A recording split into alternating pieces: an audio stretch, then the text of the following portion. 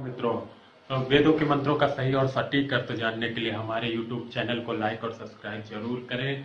अगर आपको कोई भी प्रश्न पूछना हो तो नीचे कमेंट बॉक्स पे जाके आप अपना प्रश्न भी पूछ सकते हैं। आपके प्रश्नों का उत्तर जरूर दिया जाएगा। हमने डिस्क्रिप्शन में अपनी वेबसाइट भी दे दी हुई है, तो वेबसाइट में जाके सभी पुस्तकों की सूची भी देख सकते हैं। वहाँ पे ज़्यादा जानकारी आपको मिल जाएगी वेदों की। और अगर आपको कोई भी शंका या समाधान हो तो कमेंट बॉक्स में जरूर बताएं और हमारे वीडियो को ज़्यादा से ज़्यादा शेयर करें। धन्यवाद।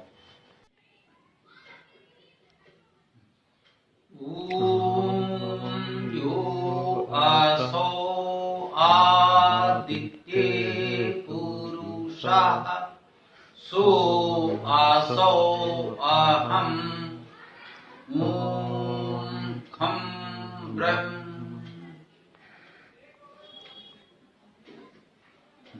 यजुर्वेद के 40वें अध्याय ओम स्तुति ईशावास्य उपनिषद के रूप में प्रचलित इस आत्मविद्या के व्याख्यान में आज हम लोग 8वें मंत्र की चर्चा करेंगे।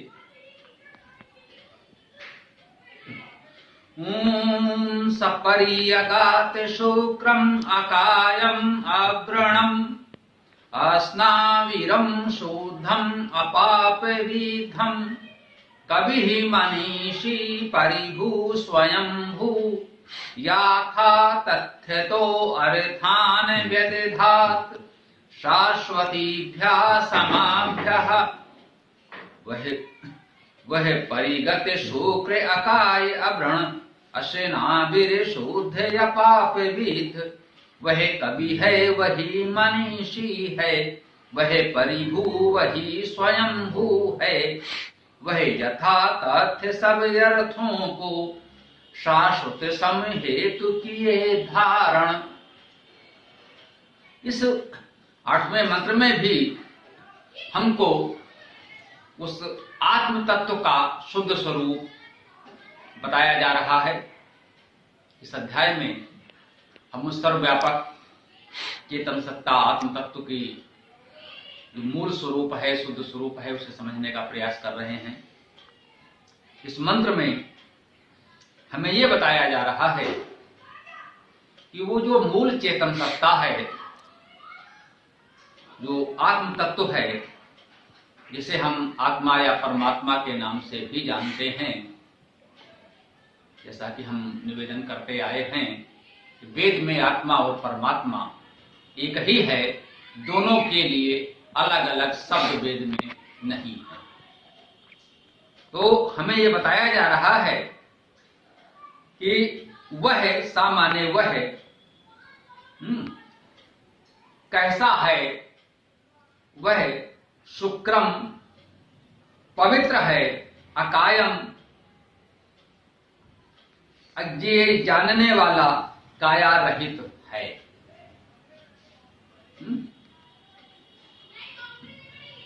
तो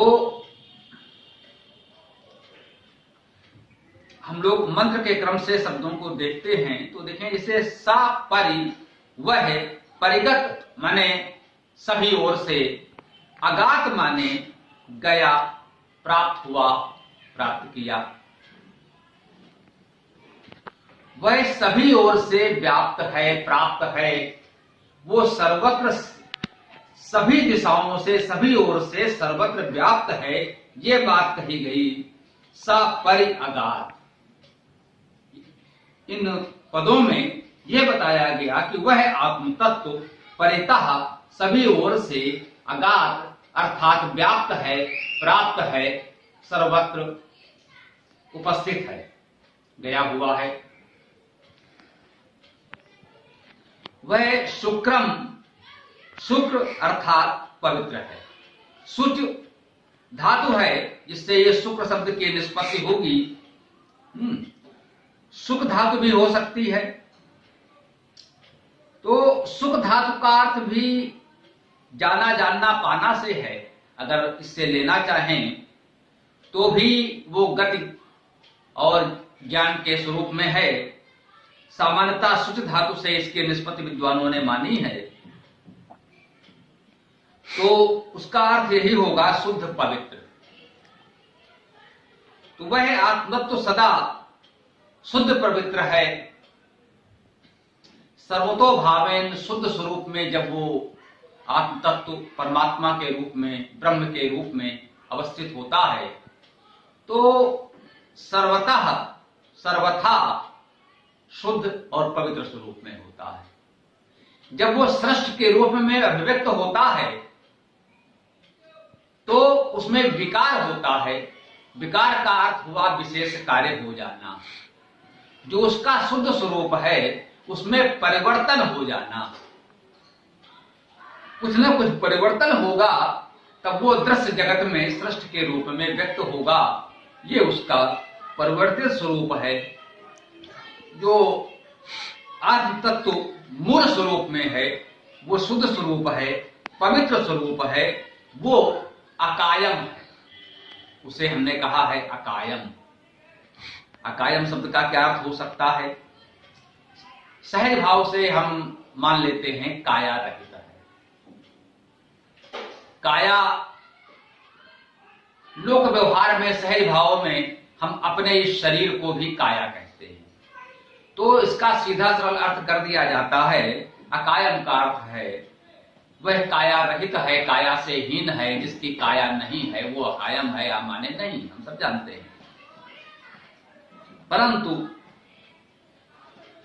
इसे हम अगर वैदिक शब्दावली में, वेद भाषा के अनुसार धातुक अर्थ में देखेंगे तो हम इसके और भी व्यापक अर्थ को समझ सकेंगे। यद्यपि ये अर्थ भी यहां स्वीकार्य है। किसी न किसी रूप में लोक व्यवहार में ये अर्थ आया है। हम इस शरीर को काया कहने लगे हैं और उसकी चूंकि कोई काया नहीं है, वो काया से हीन है, उसका कोई शरीर नहीं है, कोई स्वरूप नहीं है, वो हाड़ मांस की देह नहीं है। क्योंकि जब शरीर होगा, कोई काया होगी, तो वो उसका क्षेत्र सीमित हो जाएगा, उसका एक आकार निश्चित हो जाएगा, सीमित हो जाएगा, और वो तो अनादि अनंत है। उसका कोई आदि अंत नहीं है, उसकी कोई सीमा नहीं है, उसका कोई आकार नहीं है। इसलिए वो किसी शरीर में सीमित नहीं हो सकता। इसलिए सहज भाव से यदि इसका अर्थ कर दिया जाता है कायम माने काया रहित, तो भी उसके शुद्ध स्वरूप को किसी रूप में व्यक्त करने का प्रयास किया जाता है। उसे हम अनुचित तो नहीं कह सकते, परंतु जो वैदिक भाषा की प्रक्रिया है उसे जाने समझें तो और भी अच्छे उसके मूल अर्थ को हम जान पाएंगे, और भी उत्तम होगा। तो आ का अर्थ है नहीं, हम सब जानते हैं। अब आगे जो काय पद बसता है, इस काय को हम अक धातु से बना सकते हैं। अक गतौ धातु है और गतौ धातु में चलना, जाना, जानना, पाना का अर्थ समाहित होता है, ये हम जानते हैं। तो अकायम का अर्थ हुआ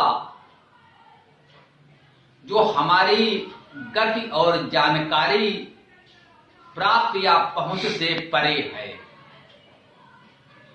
हमारी गति वहां तक नहीं हो सकती, हम उसे पूरी तरह से नहीं जान सकते, हम उस तक पूरी तरह नहीं पहुंच सकते। इस अर्थ में वो अकाय है। दूसरा कि कै धातु का अर्थ भी जानना समझना ही है।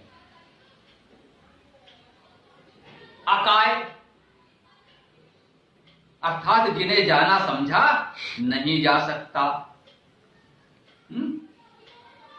जब अक धातु का अर्थ भी हम वही करते हैं, जाना, चलना, जानना, पाना आदि। अक धातु से जब करेंगे तो क्या अर्थ हो गया कि वो सब कुछ जानने वाला है। वह तो सब कुछ जानता ही है, सब कुछ वही है, उसके अतिरिक्त कुछ है ही नहीं, तो वह तो सब कुछ जानता है। अक धातु से जानने के अर्थ में जब हम करेंगे तो अकाय का अर्थ हो जाएगा जानने वाला, वह सब कुछ जानने वाला है।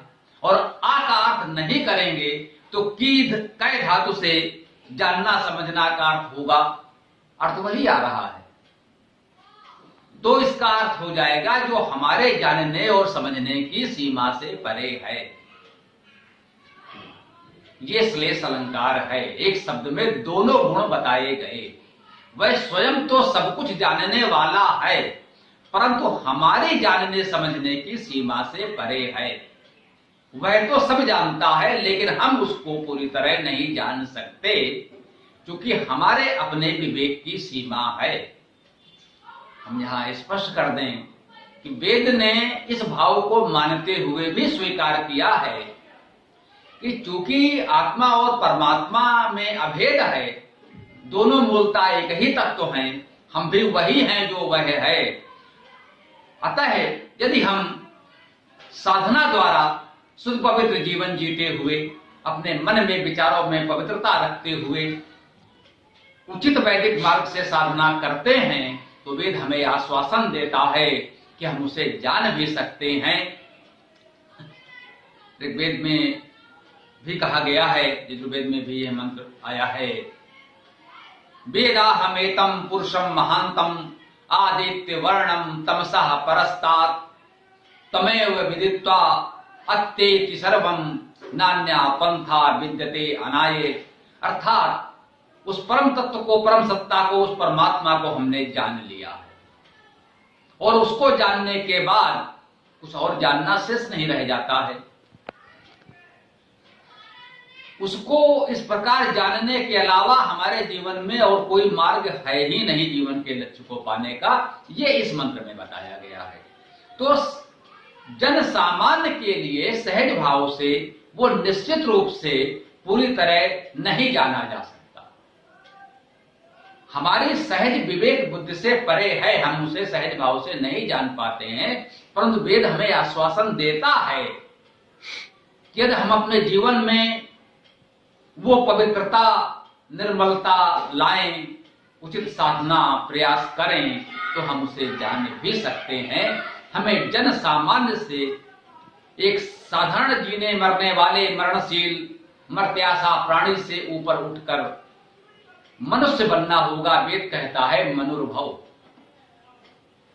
हे हण मास के पुतले, मरणशील प्राणी, तुम मनुष्य बनो, मनुर्भव, मनु बनो, मननशील बनो। सच्चे अर्थों में मनुष्य हम तभी बनते हैं जब हम मननशील होते हैं, चिंतन मनन करते हैं, अंधविश्वासों में नहीं पड़ते, किसी ने कह दिया और हमने मान लिया बिना विचारे।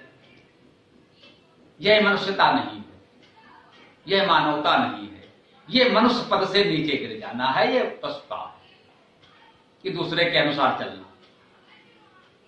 मनुष्यता तो इसी में है, मनोर्भव, मननशील बनो। अगर सही तरीके से, उचित मार्ग से, उचित विधि से हम विचार करें, हमारे जीवन में शुद्धता, पवित्रता, निर्मलता हो, विचारशीलता हो, मनन हो, तो हम उसे जान सकते हैं। उसके बाद ऋषि का स्तर हो सकता है, देवत्व प्राप्त हो सकता है, और हम उस स्तर पर जाकर उस परमात्मा को जान भी सकते हैं।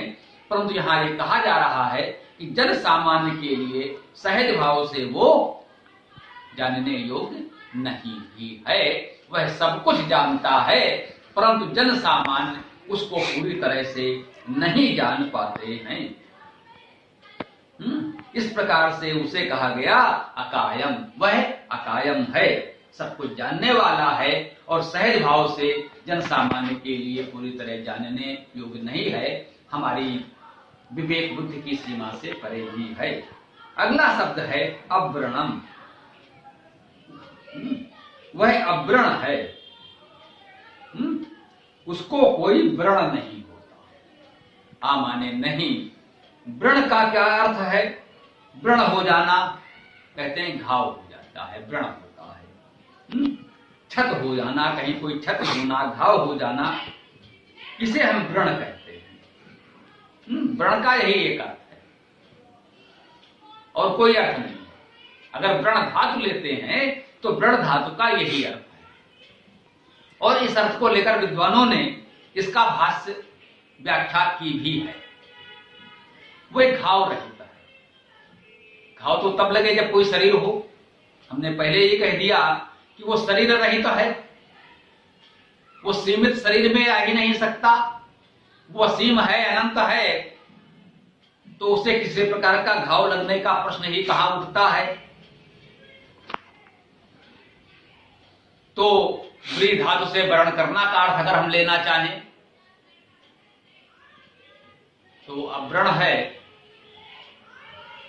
यूं कह लें सहज भाव से तो हमारे लिए वर्ण करने योग्य है,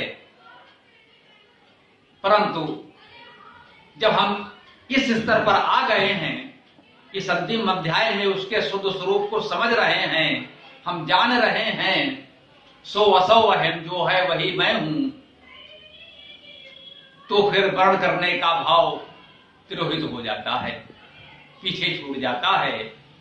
जब जो तुम हो वही मैं हूं तो कौन किसका वर्ण करेगा, न वह किसी का वर्ण करेगा न हम उसका वर्ण करेंगे, क्योंकि हम बिल्कुल एक हो गए।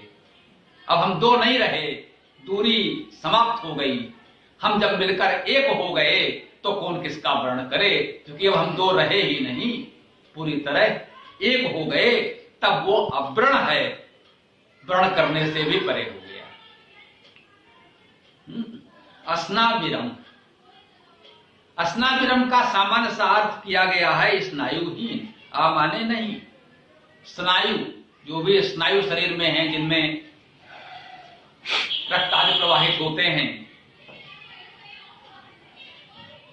स्नु धातु का अर्थ झरना, टपकना, प्रवाहित होना, यही है। तो चूंकि उसके शरीर रहित स्वरूप का वर्णन इस मंत्र में हो रहा है, इसलिए उस रूप में मान लिया गया स्नाविरम का अर्थ कि वो नस नाड़ियों से रहित है। ये सभी बातें इसी बात को कहना चाह रही हैं कि वो अशरीरी है, अदेही है, उसकी कोई काया, शरीर, देह, आकार नहीं है। जब देह ही नहीं है, आकार ही नहीं है, तो कैसे घाव हो सकता है? फिर उसमें नस नाड़ियां और रक्त के प्रवाहित होने की बात भी कहां से आती है? ये सब कुछ हो ही नहीं सकता, क्योंकि वो काया, वो शरीर, वो देह है ही नहीं। अनादि अनंत परमात्मा के लिए सीमित शरीर के ये जो व्यवधान है या साधन है, कुछ भी कह लें, ये साधन भी है और व्यवधान भी है। सामान्य शरीर निर्वाह के लिए तो साधन ही है, ये ना हो तो फिर शरीर तो नहीं रहेगा। लेकिन इन्हीं में वो चेतना बंधी हुई है, इससे बाहर निकलेगी तो परमात्मा सत्ता में विलीन होगी। तो वो अस्नाविरम, उसके बाद स्पष्ट कह दिया शुद्धम, शुद्ध स्वरूप, शुद्ध पवित्र है। हम जिस परमात्मा सत्ता की चर्चा कर रहे हैं, जिस आत्मतत्व की चर्चा कर रहे हैं, ये हम उसके विशुद्ध स्वरूप की चर्चा कर रहे हैं। अन्यथा तो जब हमने माना कि संपूर्ण सृष्टि उसी का व्यक्त स्वरूप है, तो हम जिसकी भी बात करते हैं परोक्ष रूप से, प्रकारांतर से उसी की बात करते हैं। मैं भी वही हूं, आप भी वही हैं, तो सब कुछ वही है, तो उसकी बात करते हैं। लेकिन यहां उसके मूल स्वरूप, शुद्ध स्वरूप की बात हो रही है। तो कह रहे हैं जो इसका शुद्ध स्वरूप है, पवित्र स्वरूप है, आज हम उसकी चर्चा कर रहे हैं। वो शुद्धता, पवित्रता, निर्मलता उसमें है। हमारे जीवन में जितनी आ सके उतना अच्छा है, तभी हम उसके उतना निकट हो सकेंगे।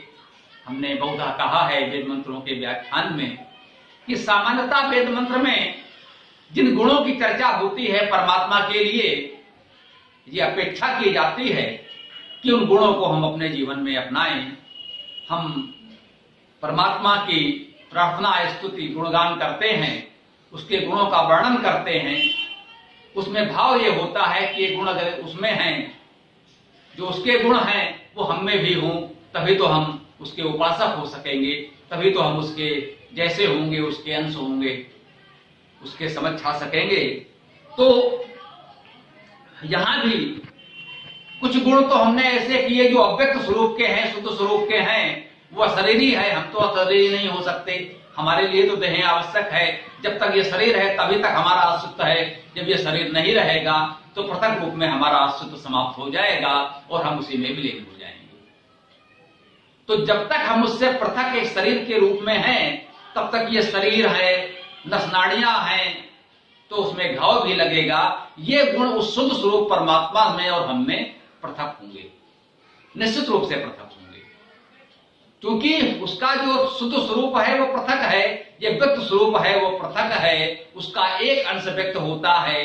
वेद ने कई बार स्पष्ट किया है कि वो शुद्ध स्वरूप परमात्मा का केवल एक अंश, एक भाग संपूर्ण सृष्टि के रूप में व्यक्त होता है, उसका बड़ा भाग शुद्ध स्वरूप में सदा दिव्य लोक में अवस्थित रहता है।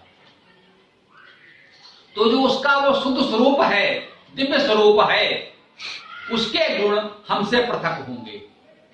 हम व्यक्त स्वरूप हैं, हमारे अस्तित्व सीमित है, हमारे अस्तित्व का समय भी सीमित है, हमारे अस्तित्व का आकार भी सीमित है, तो उसके गुण कर्म स्वभाव भी उस मूल स्वरूप से कुछ पृथक होंगे। ये हमें स्वीकार करना चाहिए। जो वो है वही मैं हूं, ये सत्य है। परंतु यह भी सत्य है कि उसका जो मूल स्वरूप है, बड़ा भाग है, मूल स्वरूप में दिव्य स्वरूप में अवस्थित होता है उसमें, और जो एक छोटा भाग सृष्टि के रूप में व्यक्त होता है, जिसका एक अंश हम भी हैं, तो उस मूल स्वरूप से इस व्यक्त स्वरूप में कुछ अंतर अवश्य होता है। तो उसी रूप में ये कहा गया कि वह शुद्ध पवित्र है। उसी को स्पष्ट करते हुए आगे कहा गया अपाप विद्धम, वह अपाप विद्ध है। पाप विद्ध जो पाप से विधा हुआ है, अपाप विद्ध माने नहीं जो पाप से विधा हुआ नहीं है, जो पाप से मुक्त है, पाप से हीन है, जो पूरी तरह निष्पाप है। हमें निष्पाप होना चाहिए। उसमें तो सभी गुण हैं, जो हम में है व्यक्त स्वरूप में वो भी हैं, जो अव्यक्त दिव्य स्वरूप में उसका मूल स्वरूप है उसमें भी हैं, उसमें तो सभी गुण हैं, क्योंकि वो सर्वत्र सब कुछ उसी रूप में है, विभिन्न रूपों में है। परंतु हमारी सीमा है, जो उसके दिव्य स्वरूप के गुण हैं वो हम में नहीं होंगे, जो व्यक्त स्वरूप के गुण हैं केवल वही हम में होंगे। तो पहले हमने उसके दिव्य स्वरूप के गुणों की चर्चा की जो हम में नहीं हो सकते, लेकिन अब हम जो कह रहे हैं कि शुद्धता पवित्रता वो हमें भी हो सकती है, होनी चाहिए। अपाप विद्धम, वो पापहीन है, पाप से मुक्त है, हमें भी होना चाहिए। ये हमें हो सकता है। कवि, वो कवि है। कवि शब्द का अर्थ है शब्द करना, कुधातु का अर्थ होता है शब्द करना। कवि मतलब वो कवि है, शब्द करने वाला है, कविता करने वाला कवि है। लोगों ने आस्था श्रद्धा के भाव से कहा वह वेद काव्य का कर्ता कवि है। हाँ, हम वेद को ईश्वर की वाणी मानते हैं तो श्रद्धा भाव से कह देते हैं कि इस वेद का कर्ता, इस वेद काव्य का करने वाला वह कवि है। इस भाव से भी यहां इस कवि शब्द को कुछ विद्वान पढ़ते समझते हैं। ठीक है, अपनी अपनी भावना है, कर सकते हैं, यह भी अनुचित नहीं है। हमारी आस्था है कि वेद अति प्राचीन काल में कहीं न कहीं उस शुद्ध स्वरूप परमात्मा की प्रेरणा से हम सबके मार्गदर्शन के लिए हमें प्राप्त हुए। तो ये भाव रखना अच्छी बात है, लेकिन इस अनंत सृष्टि का जो शुद्ध चेतना है उसे थोड़ा मुझे भी लगता है कि ये एक हद तक, एक सीमा तक तो ठीक है। कवि का अर्थ शब्द करता लें तो इस सृष्टि में सर्वत्र जो भी शब्द है उस सब का वो करता है, केवल वेद काव्य का करता नहीं। वेद काव्य का कर्ता भी वही है, जितने शब्द हैं सबका कर्ता वही है, तो वेद का कर्ता भी वही है, अवश्य है। परंतु यहां मुझे ऐसा प्रतीत होता है कि जब वेद उसे कवि कहता है तो केवल वेद काव्य का कर्ता नहीं कहता, वो सृष्टि में सर्वत्र व्याप्त शब्द गुण का कर्ता उसे कहता है। शब्द सर्वत्र व्याप्त है। एक मान्यता ये भी है कि वो अव्यक्त शुद्ध स्वरूप में जो एक ध्वनि, एक शब्द गूंजा, एक भाव उभरा, एक वो हम बहुत श्याम, मैं एक हूं बहुत हो जाऊं, वह शब्द ही क्रमशः हिलोरे लेता हुआ धीरे धीरे घनीभूत होता हुआ इस नाना रूप में इस सृष्टि में व्यक्त हुआ। तो वो शब्द इस सृष्टि का मूल है। उस अव्यक्त से इस सृष्टि के रूप में व्यक्त होने के बीच संभवतः पहला चरण जो था वो शब्द था। ऐसी बहुत से विद्वानों की मान्यता है। हम इस पर कोई दावा नहीं करना चाहते कि सृष्टि का सृजन किसी शब्द से ही हुआ, प्रकाश से हुआ, किसी अन्य स्वरूप से हुआ। वो अव्यक्त सबसे पहले किस रूप में व्यक्त हुआ, ध्वनि के रूप में या प्रकाश के रूप में, इस पर कोई दावा नहीं करना चाहिए। कोई निश्चित बात नहीं कहनी चाहिए। यहां भी वेद इतना ही कह रहा है कि वह कवि है, वह शब्द कर्ता तो है, लेकिन यह स्पष्ट नहीं कहा जा रहा है कि शब्द से ही क्रमशः आगे संपूर्ण विकास हुआ है। तो संपूर्ण सृष्टि में जो भी शब्द ध्वनि व्याप्त है वो उसका कर्ता है। हमें भी शब्द करना चाहिए। शब्द करने से आशय जो भी शब्द हैं उन्हें हम जानें, पढ़ें, समझें, वेद के शब्दों को जानें, मुख्य रूप से उसे स्वयं जानें और दूसरों को जनाएं, बताएं। हम कैसे शब्द कर्ता हो सकते हैं? ऐसे ही हो सकते हैं क्योंकि उसमें और हम में यही अंतर है।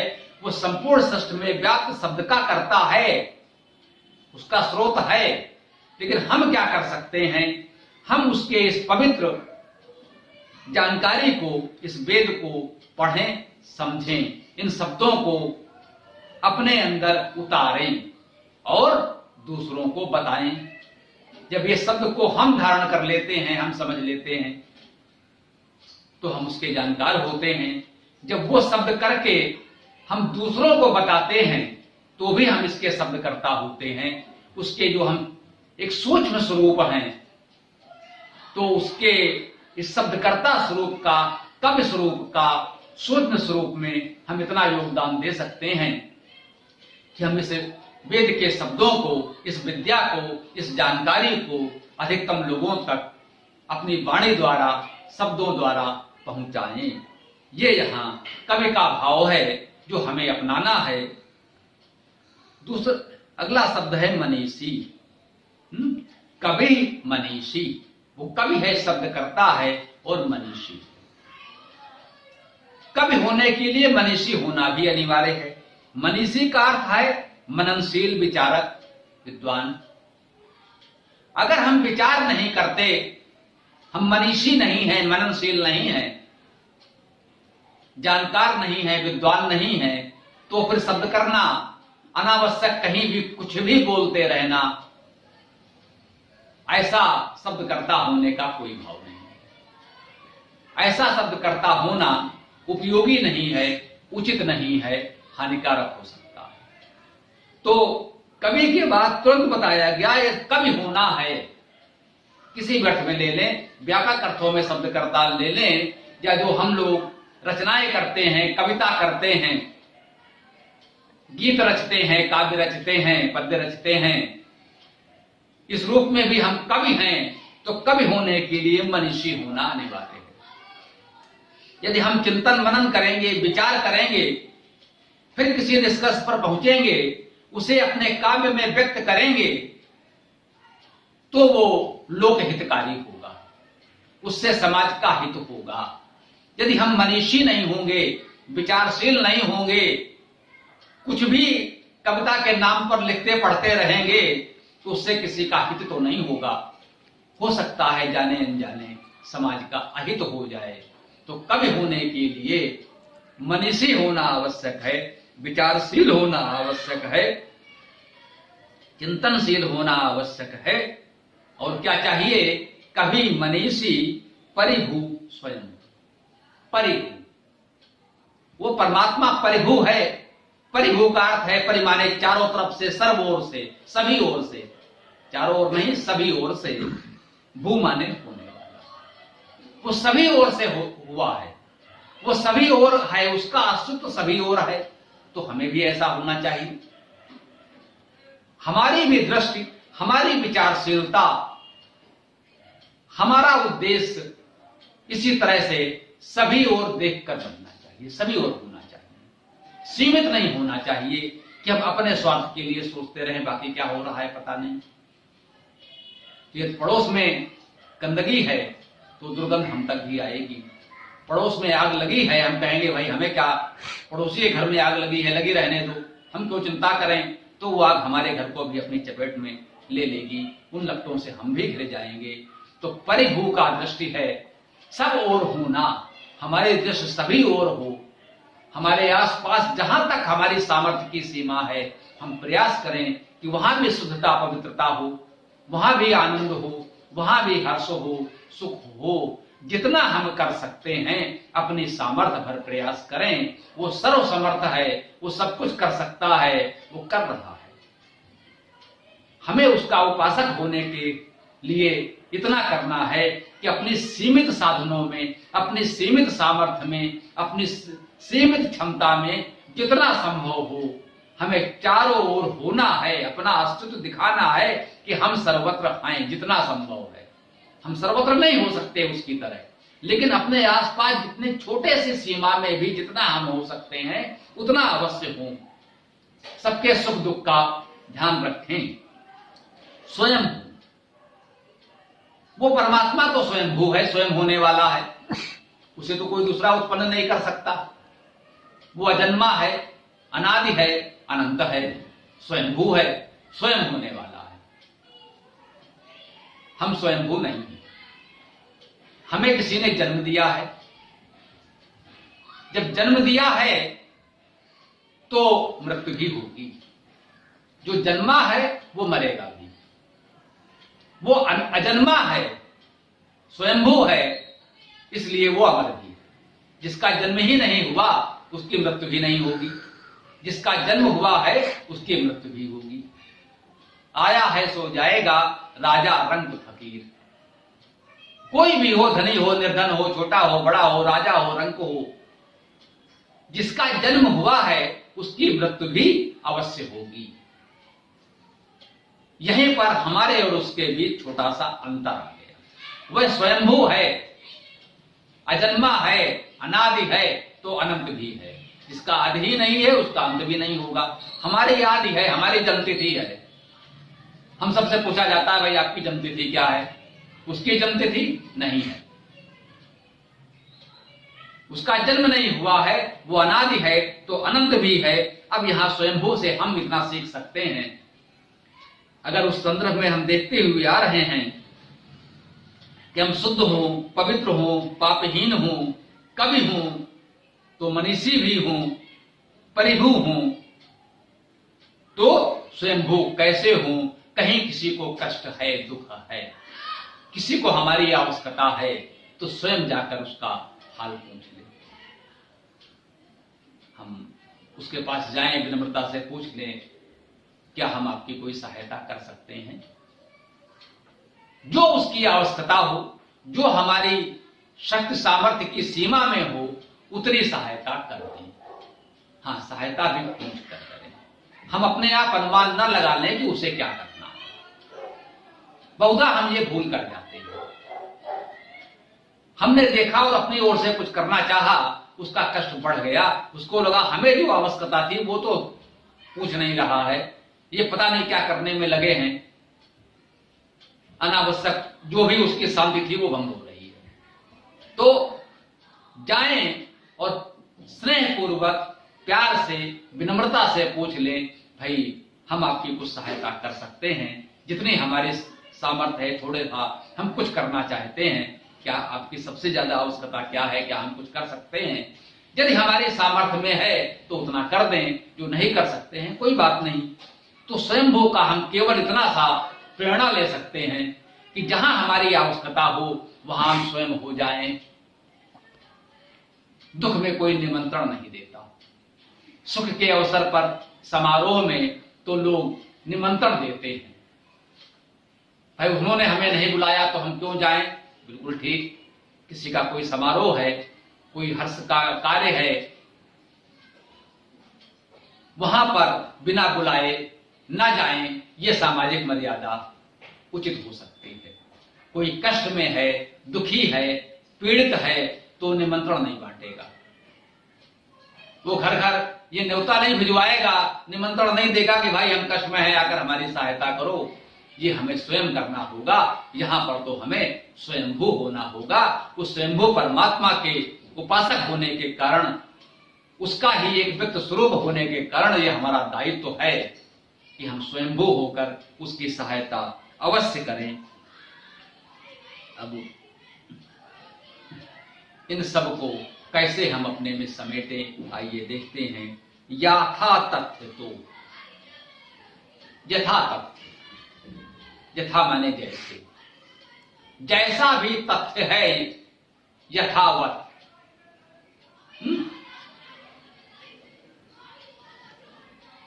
यथा माने जैसे और तथा माने वैसे। ये भी कैसे? जैसा है वैसा ही, बिल्कुल शुद्ध सत्य स्वरूप में हम उसे स्वीकार कर लें, वैसा ही अपने आप को व्यक्त करें। यथा तथ्य, तो यथा तथ्य जैसा है वैसा उसे स्वीकार करना और व्यक्त करना। अर्थान, अर्थों को। बहुत अच्छी बात यहां पर बताई जा रही है। वेद के लिए विशेष रूप से इस समय विचारणीय है, वैसे तो लोक व्यवहार में सर्वत्र है। चाहे गंभीर अध्यात्म और दर्शन की बात हो, चाहे हमारे साधारण दिन प्रतिदिन के लोक व्यवहार की बात हो, यह सत्य, यह तथ्य, यह निर्देश, मार्गदर्शन सभी स्थानों पर सदा सर्वत्र उपयोगी है। परंतु आधुनिक परिस्थितियों में वेद के लिए सर्वाधिक उपयोगी है। यथा तथ्य तो अर्थान, यथा तथ्य अर्थों को। वेद जब हम पढ़ते हैं तो उसका जो अर्थ है, शब्दशः जो अर्थ है, व्याकरण के अनुसार जो अर्थ है, हम उसे ग्रहण करें। यथा तथ्य उस अर्थ को ग्रहण करें, अपनी ओर से कुछ मिलाए नहीं, अपनी बात उसमें थोपे नहीं। अधिकांश लोगों ने भूल की है। महान विद्वानों ने, आचार्यों ने कुछ अच्छे उद्देश्य से ही ऐसा किया होगा। अपने समय की परिस्थितियों के अनुसार उनको ऐसा लगा होगा कि ये विचार लोगों तक पहुंचना चाहिए। क्योंकि वेद के प्रति लोगों की आस्था श्रद्धा है तो वेद के माध्यम से पहुंचे तो अच्छा है। तो वेद के मंत्रों का अर्थ करते समय उन्होंने कुछ बातें उसमें जोड़ दी। हो सकता है उनकी भावना अच्छी रही हो, पर उससे वेद का शुद्ध अर्थ तो स्पष्ट नहीं हुआ। तो वेद स्वयं कह रहा है कि भाई अर्थ कैसे करें। यथा तथ्य, तो यथा तथ्य करें, अर्थों को व्यदधात, भी विशेष धा धारण करना।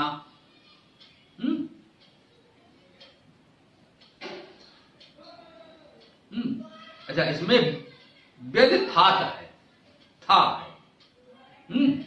तो दध, हाँ धा ही होगा। व्यदधात है, व्यदधात, धा का अर्थ भी धारण करना है और दध का अर्थ भी धारण करना है। धा धातु में पुनरुक्ति हो सकती है, जिसे अभ्यास कहा जा सकता है, जैसे पट से पपाठ बनता है। तो बात धारण करने की ही है। व्यदधातु माने धारण करता है। यथा तथ्य तो अर्थान व्यदधात, वह यथा तथ्य अर्थों को धारण करता है। तो जैसा अर्थ है वेद का, वेद मंत्रों का, शब्दों का, हमें उसके अर्थ को ठीक वैसा ही शब्दशः व्याकरण के अनुसार धारण करना चाहिए। ये इस वेद मंत्र का स्वतः इतना स्पष्ट संदेश हमको मिल गया। तो उसका लक्ष्य, उसका उद्देश्य क्या है, हमें क्या प्राप्त होना चाहिए, क्या लक्ष्य होना चाहिए, तो अंतिम 2 शब्दों में बताएंगे, शाश्वतीभ्या समाभ्या, शाश्वत के लिए और समत्व के लिए। ऐसा हम क्यों कर रहे हैं? जो कुछ भी हम ये अध्ययन चिंतन मनन कर रहे हैं, ये साधना अभ्यास कर रहे हैं, तो किस लिए कर रहे हैं? उद्देश्य क्या है? शाश्वतीभ्या, शाश्वतों के लिए। जो शाश्वत है, जो आदि अंत से रहित है, वो शाश्वत है, निरंतर चिरंतन सत्य है। वैसे चाहें तो स्वी धातु का अर्थ जाना और वृद्धि होना भी है। स्वी धातु से भी इसको बना सकते हैं, तो उसका अर्थ भी है जाना, चलना, जानना, पाना और वृद्धि होना। तो प्रगतिशीलता और वृद्धि का भाव भी इसमें समाहित है। शाश्वत अर्थों को लें, शाश्वत संबंधों को लें, उस शाश्वत तत्व को, उस परम सत्ता को, आत्म तत्व को जानने के लिए लें, और समाभ्या, समता के लिए। अंतिम शब्द है इस मंत्र का समाभ्या, समता के लिए। हम में समदृष्टि होनी चाहिए। जब इस तत्व को हम समझते हुए चल रहे हैं कि सब कुछ वही है, उसी आत्म तत्व का व्यक्त रूप हम सभी हैं, तो समता का भाव स्वाभाविक रूप से हमें आ ही जाना चाहिए। इन वेद मंत्रों की व्याख्या में अनेक बार विभिन्न संदेशों के साथ हमने इस समत्व की चर्चा की है।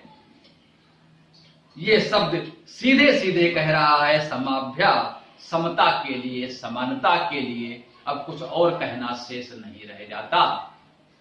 हम में ये समता और समानता का भाव होना ही चाहिए। बहुप्रचलित पुस्तक है भगवत गीता, उसमें भी कहा गया है कि जब व्यक्ति एक ब्राह्मण में, चांडाल में और कुत्ते में समान दृष्टि रखता है, तब वो साधक होता है, उपासक होता है, तब वो उस आत्म तत्व को प्राप्त कर पाता है। जब तक मन में ये भेदभाव है कि वो श्रेष्ठ है, वो निम्न है, वो अपना है, वो पराया है, तब तक सांसारिक उपलब्धियां कितनी भी हो जाएं, इस अध्यात्म की उपलब्धि तो नहीं हो सकती, उस परम तत्व की उपलब्धि तो नहीं हो सकती। तो इस मंत्र का संदेश हमको मिला कि वह परमात्मा शरीर, काया, नस नाड़ियों से रहित है, अर्थात निराकार है, सर्वव्यापी है।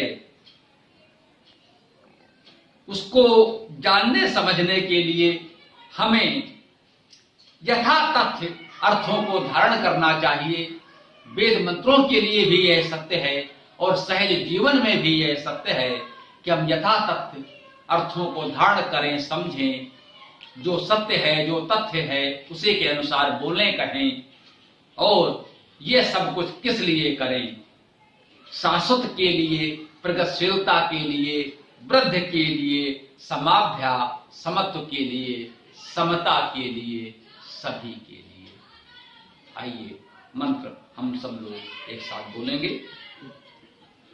ओम यो आसौ आदित्ये पुरुषः सोऽसौ अहम् ओम खं ब्रह्म।